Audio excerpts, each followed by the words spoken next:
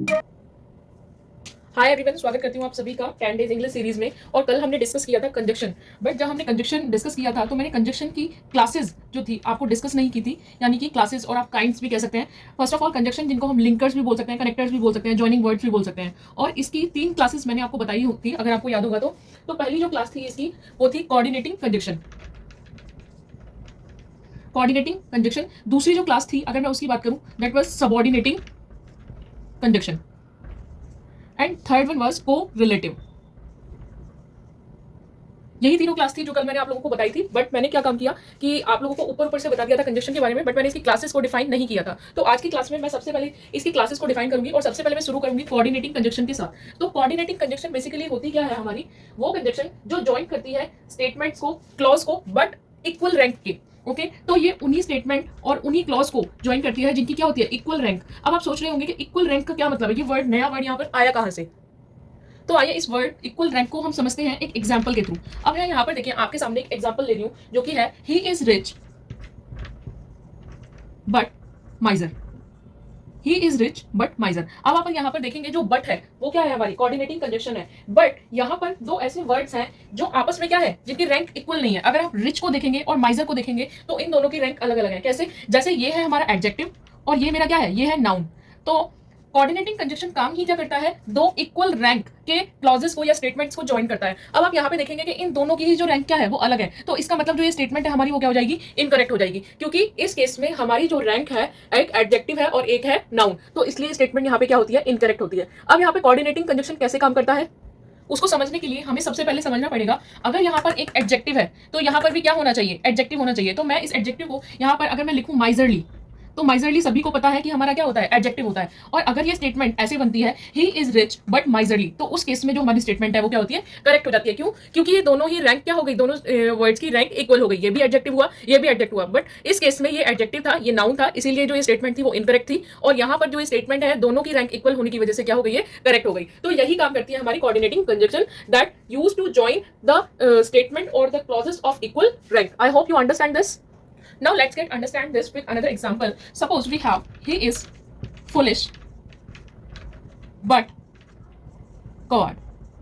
अब आप इस स्टेटमेंट में देखिए हमारे पास यहाँ पे भी क्या है, एक हमारा है एडजेक्टिव और दूसरा हमारा क्या है, नाउन है। और अगर हमें इसका मतलब इस टाइम पे, एट दिस पर्टिकुलर टाइम, ये हमारी जो स्टेटमेंट है क्या है, वो इनकरेक्ट है। अगर हमें इस स्टेटमेंट को करेक्ट करना है तो हमें सबसे पहले क्या देखना होगा कि जो भी हमारे एडजेक्टिव और नाउन है इन दोनों को इक्वल रैंक में अगर होते हैं हमारे, सपोज ये होता हमारा कवर्डली, ठीक है, तो उस केस में हमारी स्टेटमेंट क्या होती, करेक्ट होती। बट जब आपके पास एग्जाम में ऐसा कोई क्वेश्चन आए जिसमें रैंक अलग होती है और उसको हमारा कोऑर्डिनेटिंग कंजक्शन ज्वाइन कर रहा है, तो उसमें हमारी जो स्टेटमेंट क्या होती है, इनकरेक्ट होती है। ये कब करेक्ट हो सकती है, जब हमारी रैंक स्टेटमेंट की क्या हो, इक्वल हो। अभी हमें कैसे पता चलेगा कि रैंक कब कब हमारी इक्वल होगी, तो आइए इसको एक टेबल की हेल्प से समझते हैं।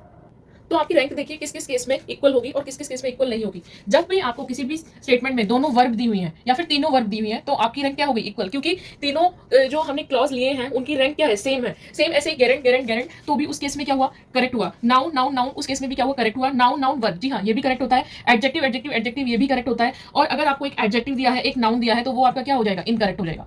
ठीक है, तो इस तरीके से आपको पहले रैंक उसकी मैच करनी है और उसके बाद उस क्वेश्चन को अटेम्प्ट करना है। और ये भी एक सेकंड्स का काम होता है, ऐसा नहीं है कि आपने उसको देखने में बहुत ज्यादा टाइम लगा दिया, क्योंकि किसी भी एग्जाम को निकालने के लिए सबसे पहले जो मैटर करती है चीज वो होता है हमारा टाइम। अब देखिए just for the more information मैं आपको बता देती हूँ कि कोऑर्डिनेटिंग कंजक्शन जो होती है वो हमारी होती है 4 तरीके की, जिसमें पहला है हमारा क्यूमुलेटिव, दूसरा है एडवर्सेटिव, तीसरा है हमारा ऑल्टरनेटिव एंड फोर्थ है हमारा इलेटिव। तो ये 4 हमारी क्या होती है, कोऑर्डिनेटिंग कंजक्शन होती है। मैं इनके बारे में ज्यादा ब्रीफ में नहीं जाऊंगी, बट थोड़ा थोड़ा आपको बता देती हूँ कि जो हमारी क्यूमुलेटिव जो कंजक्शन होती है, कोऑर्डिनेटिंग कंजक्शन, वो हमेशा 2 स्टेटमेंट्स को ज्वाइन करने का काम करती है, 2 स्टेटमेंट्स को। ओके, 2 स्टेटमेंट, जैसे कि एग्जाम्पल ले लेते हैं हम कि she कुक्स and I clean. Okay, I clean. तो यहाँ पे देखिए मैंने एक सिंपल एक एग्जांपल लिया है, सी कुक्स एंड आई क्लीन। तो इसमें देखिए सिंपल जो हमारा कोऑर्डिनेटिंग कंजक्शन है वो 2 स्टेटमेंट्स को ज्वाइन करने का काम कर रहा है, और इसी को हम क्या कहेंगे, क्यूमुलेटिव कोऑर्डिनेटिव कंजक्शन। अब आगे देखते हैं हम एडवर्सेटिव कंजक्शन को। एडवर्सेटिव कंजक्शन में बेसिकली होता क्या है, ये 2 स्टेटमेंट्स के बीच के कॉन्ट्रास्ट को क्या करता है, रिप्रेजेंट करता है। कॉन्ट्रास्ट, कॉन्ट्रास्ट कैसे, जैसे कि मैं एक एग्जांपल ले लेती हूँ, he worked hard but failed.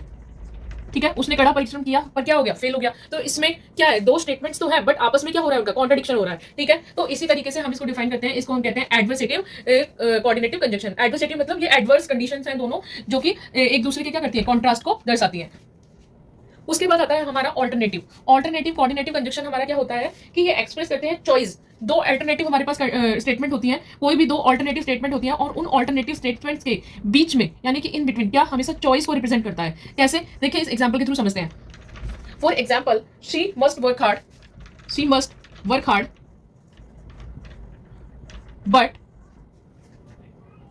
But ना लेके मैं यहाँ पे कंजंक्शन ले लेती हूँ, और she will fail.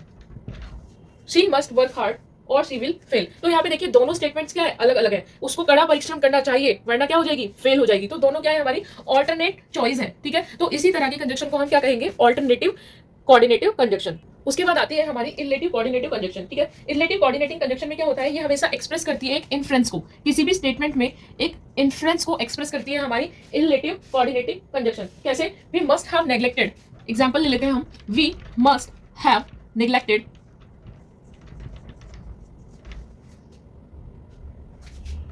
the instructions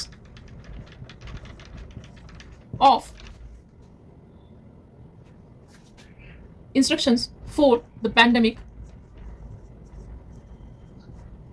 spreading rapidly.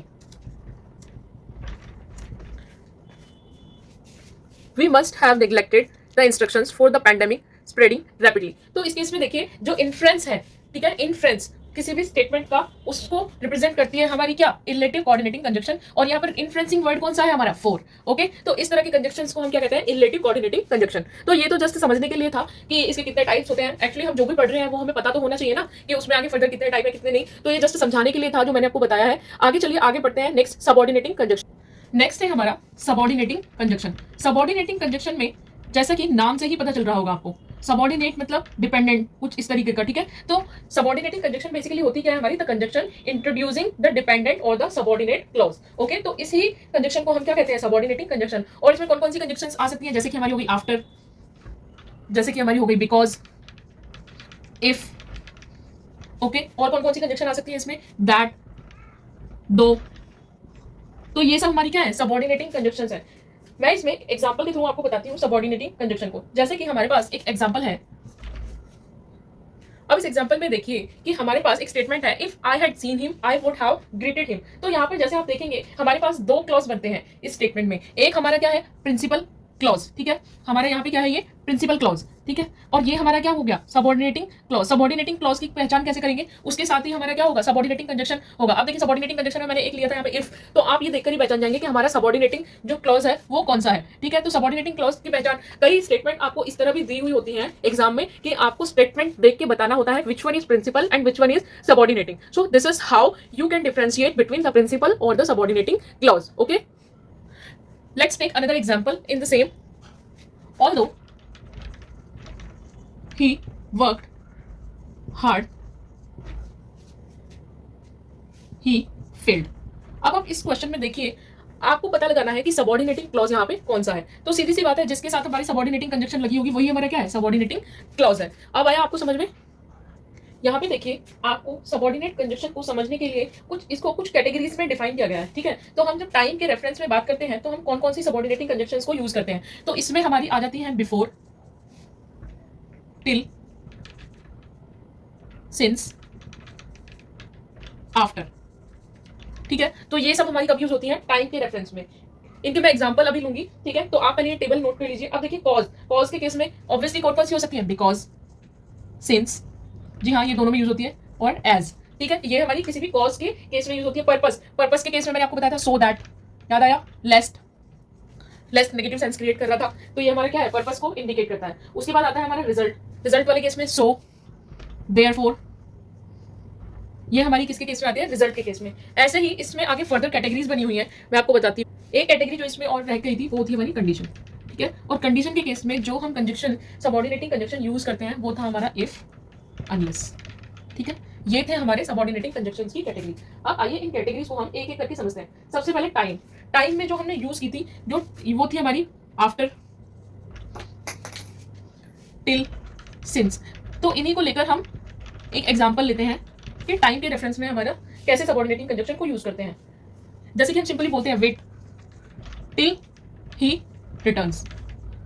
Okay, तो ये हो गया हमारा क्या, टाइम के रेफरेंस में सबऑर्डिनेटिंग कंजक्शन। ऐसे ही कॉज के रेफरेंस में होता है, ऐसे ही पर्पस। तो आपको मैं कुछ एग्जांपल्स को के थ्रू बताती हूँ। हम कुछ मिसलेनियस लिस्ट ले लेते हैं ताकि हमें आसानी हो। अब आप यहाँ पे देखिए, मैंने कुछ एग्जांपल लिए हैं और जो मैंने एग्जांपल लिए हैं उसमें second, third, fourth, fifth, six, ये क्या है, कुछ सिमिलर से सेंटेंसेस हैं। बट आइए इनको एक एक करके समझते हैं। सबसे पहले फर्स्ट सेंटेंस आप देखिए, ही इज रिच डैश हैप्पी। अब आप यहाँ पे देखेंगे जो रैंक है दोनों ही कंडीशन में, दोनों ही स्टेटमेंट्स में क्या है, सेम है। और जब हम सेम रैंक की बात करते हैं, ठीक है, तो उसमें हम जो कंजक्शन का यूज करेंगे, तो यहाँ पर क्या जो रैंक है पहले उसको समझिए, ये है हमारा क्या, एडजेक्टिव है दोनों के केस में, ठीक है, रिच एंड हैप्पी। तो ये कौन सी एडजेक्टिव है, डिजायरेबल एडजेक्टिव। और जब हम इनकी बात करते हैं तो इसमें हम कंजक्शन कौन सी यूज कर सकते हैं, एंड यूज कर सकते हैं। और कौन सी हम यूज कर सकते हैं, एज वेल एज, ठीक है, ये भी हमारी क्या होगी, करेक्ट होगी। He is rich and happy, he is rich as well as happy. तो यहाँ पे एंड का मतलब क्या हो जाएगा, और एज वेल एज का मतलब साथ ही साथ, वो खुश भी है, साथ ही साथ हैप्पी भी है, रिच भी है, वो रिच है और हैप्पी भी है, ठीक है, आप समझ रहे हैं इस चीज को। तो यहाँ पर हम कौन सी कंजक्शन यूज कर सकते हैं, एंड और एज वेल एज। अब देखिए सेकंड केस हम देखते हैं, सी इज रिच डैश अनहैप्पी, ठीक है, सी इज रिच, वो रिच तो है पर क्या, अनहैप्पी है भी है। अब देखिए जब इसी साउंड ही अपने आप में आ रही है तो यहाँ पे साउंड पर निकल के आ रही है कि वो रिच तो है पर खुश नहीं है। तो पर के लिए हम क्या यूज कर सकते हैं यहाँ पर, बट। और क्या यूज कर सकते हैं हम यहाँ पर, येट। और क्या यूज कर सकते हैं हम यहाँ पर, स्टिल, ठीक है, जबकि वो रिच तो है पर खुश नहीं है, ठीक है। तो इस तरीके से हम ये जो स्टेटमेंट है इनमें हम कंजक्शन का यूज करेंगे। अब आपको देखिए ये क्वेश्चन, जो फर्स्ट क्वेश्चन को देखिए कि इस क्वेश्चन में आपको क्वेश्चन कैसे पूछ सकता है, ही इज रिच डैश हैप्पी। तो इसमें आपको ऑप्शन में क्या दे देगा, एंड दे देगा, एज वेल एज दे देगा, और या फिर ए एंड बी, और नाइदर ए नाइदर बी। तो इसमें आपको खुद से देखे करना है कि इसमें दोनों ही स्टेटमेंट क्या है, दोनों ही करेक्ट है। सेम इस केस में देखिए, सेकंड केस में आपको वो हो सकता है इन दोनों ऑप्शन को दे दे, इन दोनों को दे दे, या तीनों ऑप्शन दे दे, ठीक है। तो इस केस में भी आप क्या कर सकते हैं, जब दोनों ही एक हमारा क्या है यहाँ पर डिजायरेबल एडजेक्टिव है और यहाँ पर क्या है, अनडिजायरेबल एडजेक्टिव। बट इस केस में दोनों ही डिजायरेबल है, मतलब पॉजिटिव सेंस क्रिएट कर रहे हैं, और एक पॉजिटिव और एक नेगेटिव सेंस क्रिएट कर रहा है। मतलब ये तो हमारे डिजायरेबल हो गए और ये क्या है, अनडिजायरेबल एडजेक्टिव। तो इस केस में हम जो कंजक्शन यूज करेंगे, बट, येट और स्टिल। आपको आया समझ में। अब देखिए हम थर्ड क्वेश्चन की बात करते हैं। थर्ड क्वेश्चन में हमें दिया गया है, dash he worked hard he passed. तो इसमें भी सेम हम क्या क्या कंजक्शन हम यूज कर सकते हैं। पहली कंजक्शन जो यहाँ पर आएगी वो आ सकती है आपकी एज, और कौन सी कंजक्शन हम यूज कर सकते हैं यहाँ पर, सिंस। क्यों, क्योंकि इनका मीनिंग क्या होता है, चूंकि, क्योंकि। और क्योंकि हम किसके लिए यूज कर सकते हैं, बिकॉज के लिए भी यूज करते हैं, अगर आपको पता होगा। क्योंकि he worked hard he passed, क्योंकि उसने कड़ी मेहनत की, वो पास हो गया। आई बात समझ आपको। तो इस तरीके से आपको सारे रेफरेंसेस को चेक करते हुए देखिए, हम यहाँ पर बट का यूज नहीं कर सकते। बट का यूज क्यों नहीं कर सकते, बट ही वर्कड हार्ड ही, और उसने मेहनत की, पास हो गया। तो ये तो अगर हम वैसे भी देखें तो जनरल सेंस भी नहीं बनाता है, ठीक है। तो हमें वो सारे रेफरेंसेस और सेंसेस यूज करने हैं जो हमारी स्टेटमेंट को क्या करे, करेक्ट करने की कोशिश करें। अब देखिए फोर्थ में देखिए, he worked hard dash he passed. यहाँ पे भी आप देखिए, ही वर्कड हार्ड, उसने मेहनत की, डैश ही पास। तो इसमें देखिए उसने मेहनत की इसीलिए वो पास हो गया। तो इसीलिए के लिए हम सबसे पहले क्या यूज करते हैं, सो आ सकता है यहाँ पे। और क्या आ सकता है, एंड ही पास्ड, और वो पास हो गया तो एंड यूज कर सकते हैं हम यहाँ पे। और क्या यूज कर सकते हैं, दैट्स वाई ही पास्ड, क्योंकि उसने मेहनत की इसलिए वो पास हो गया, ठीक है। तो हम इसमें दैट्स वाई का भी यूज कर सकते हैं। अब देखिए फिफ्थ क्वेश्चन में देखिए, यहाँ पर हम क्या यूज करेंगे, dash he worked hard he failed. तो जब हम हमारा डैश यहाँ पे देखिए स्टार्टिंग में आ रहा है, तो स्टार्टिंग में हम क्या यूज करते हैं, हम यूज कर सकते हैं यहाँ पे ऑल्दो। हालांकि उसने मेहनत की, ऑल्दो का मीनिंग क्या होता है, ऑल्दो जो हमारा वर्ड है, ऑल्दो का मीनिंग होता है हालांकि। ओके, ठीक है, इसका मीनिंग होता है हमारा हालांकि। हालांकि उसने मेहनत की पर वो क्या हो गया, फेल हो गया, ठीक है। क्योंकि हमें जो डैश दिया हुआ है वो स्टार्टिंग में दिया हुआ है, और स्टार्टिंग के रेफरेंस को देखते हुए हमें अपने क्वेश्चन को समझना है। Although he worked hard he failed, ठीक है। अब देखिए आप सिक्स क्वेश्चन को एक बार देखिए। सिक्स क्वेश्चन में क्या कह रहा है, he worked hard dash he failed, ठीक है। यहाँ पे और यहाँ पे आप देखिए क्वेश्चन का जो सेंस है, एक बार में वो पॉजिटिव सेंस है और यहाँ पे देखिए नेगेटिव सेंस है। तो इससे डिफरेंस क्या बनता है, ही वर्कड हार्ड, उसने मेहनत की इसलिए वो पास हो गया, ठीक है। हाँ, उसने मेहनत की इसलिए वो फेल हो गया। क्या हम इसको यहाँ पे यूज कर सकते हैं, नहीं, क्योंकि इसका तो किसी तरीके से यहाँ पर क्या पॉइंट ही नहीं बनता यूज करने का। तो हम यहाँ पर क्या कर सकते हैं, उसने मेहनत तो की पर बेचारा क्या हो गया, फेल हो गया। तो हम यहाँ पे क्या यूज कर सकते हैं, अपना बट यूज कर सकते हैं, ठीक है। जब भी हम नेगेटिव या फिर अनडिजायरेबल एडजेक्टिव की बात कर सकते हैं, तो अनडिजायरेबल एडजेक्टिव में मैं पहले भी बता चुकी हूँ, हम यहाँ पे यूज कर सकते हैं बट, येट, स्टिल। ऐसे ही सेम हम यहाँ पे क्या यूज कर सकते हैं, but, yet, still. I hope this clear to you. आइए आप कुछ प्रीवियस ईयर से डिस्कस कर लेते हैं। ये जो हमारा क्वेश्चन है मैं आपको बता देती हूँ कि कब कब आया हुआ है। ये हमारा आया है एसएससी सीपीओ 2018 में, और 2019 में भी ये आया हुआ है, सेम क्वेश्चन, ठीक है। देख लेते हैं इस क्वेश्चन में ऐसा है क्या जो इसको बार बार दिया हुआ है, ठीक है। तो सबसे पहले क्वेश्चन देखते हैं कि smartphone cameras can now take pictures of near professional quality so they also have limitations. अब आपको ये देखना है कि इस स्टेटमेंट में ऐसा क्या है कि ये करेक्ट है इनकरेक्ट है, आपको ये ढूंढना है, ठीक है। तो सबसे पहले स्टेटमेंट को समझते हैं। स्टेटमेंट को देखिए कि smartphone cameras now have take pictures of near professional qualities, ठीक है। ये बात तो सच है, ठीक है। ये एग्जाम में ले लिया है क्वेश्चन, वो बात अलग है, बट ये बात सच है कि आजकल के जो भी स्मार्टफोन है उनके कैमरे जो है भाई अच्छा प्रोफेशनल क्वालिटी का पिक्चर्स लेते हैं, है कि नहीं। तो भाई दिक्कत कहाँ है इस क्वेश्चन में, आगे देखते हैं। सो दे ऑल्सो हैव लिमिटेशंस, इसलिए उन पर लिमिटेशंस हैं। इसलिए तो यहां पर देखिए ये अपने आप में क्या है, एक कॉन्ट्राडिक्टरी वर्ड है, ठीक है। एक कॉन्ट्रैक्ट क्रिएट कर रहा है ये। पर अगर मैं इस स्टेटमेंट को ऐसे पढ़ूं कि स्मार्टफोन कैमरास आज के टाइम में एक अच्छा प्रोफेशनल क्वालिटी का पिक्चर लेते हैं, पर उन पर क्या है, लिमिटेशंस है, ठीक है। क्या है, उन पर लिमिटेशंस है। पर तो पर को मैं कैसे रिप्लेस कर सकती हूँ, सो के बिहाफ पे मैं पर के लिए क्या यूज करूंगी, but they also have limitations. आया समझ में आपको कि यहाँ पर जो सो है वो क्या है, कॉन्ट्राडिक्टरी वर्ड है जिसके बिहाफ पर मैं यहाँ पर यूज करूंगी बट। अब ये स्टेटमेंट क्या है, करेक्ट है। और आप देख सकते हैं कि 2 बार रिपीट किया गया क्वेश्चन है, ठीक है। और आगे भी फर्दर चांसेस है कि इस तरह के क्वेश्चन पूछे जा सकते हैं। तो हमेशा कॉन्ट्राडिक्टरी वर्ड पर फोकस कीजिए और ऐसे क्वेश्चंस को जितना जल्दी हो सके उतना जल्दी करेक्ट कीजिए, क्योंकि इतना भी टाइम टेकिंग नहीं है। अब यहाँ पे इस क्वेश्चन को आप देखिए, ये एसएससी प्री 2018 और 2019 मॉर्निंग वाली जो शिफ्ट थी उसमें भी आया हुआ है, ठीक है। इस क्वेश्चन को देखते हैं कि साइक्लोन इदाई, इदाई यहाँ पर साइक्लोन का क्या है, नाम है, ठीक है। Cyclone Idai killed at least 17 people in Zimbabwe and Mozambique although it tears across southern Africa. अब आप यहाँ पर देखिए, जब आप यहाँ पे कंजक्शन की बात करते हैं या फिर इस स्टेटमेंट को अपने आप में करेक्ट करने की बात करते हैं, तो आप पहला वर्ड यहाँ पे देखिए, ये पकड़िए, ऑल्दो। ऑल्दो यहाँ पर यूज नहीं होगा, यहाँ पर क्या होगा, व्हेन यूज होगा। क्यों, अब आप इस स्टेटमेंट को जरा पढ़िए कि साइक्लोन इदाई ने 17 लोगों को किल कर दिया जिम्बाब्वे और मोजाम्बिक में, जब उसने क्या किया, सदर्न अफ्रीका के जो टोर्स थे उनको हिट किया, ठीक है, उनके एरियाज को हिट किया। तो ऑल्दो का यहाँ पर सेंस ही नहीं बनता, सेंस किसका बनता है, व्हेन। ऑल्दो जबकि, व्हेन जब, ओके। तो आप यहाँ पे डिफरेंस क्लियर कर सकते हैं, तो इसलिए आप यहाँ पे यूज करेंगे व्हेन इस सेंटेंस में। इसके अलावा कोई भी गलती नहीं थी, ठीक है। तो ये तो हो गए हमारे 2 क्वेश्चंस जो प्रीवियस ईयर हमसे पूछे गए थे। इसके अलावा मैं आपके साथ लेके आऊंगी एक सीरीज जो कि 10 to 15 क्वेश्चंस की होगी, और वो सारे कंप्लीटली प्रीवियस ईयर्स होंगे, और मैं उन्हें एक एक करके आपको बताऊंगी कि उनको आपको कैसे हैंडल करना है। और इस तरह के क्वेश्चंस जो फर्दर आने के चांसेस रहते ही हैं, मोस्ट प्रोबेबली वो आते ही हैं, तो उनको आप कैसे अपने रूल्स के थ्रू, अपने जो नोट्स हैं उनके हिसाब से आप कैसे उनको करेक्ट करेंगे। तो आप पढ़ते रहिए और रिवाइज करते रहिए, because practice is the key for success. Okay, thank you so much.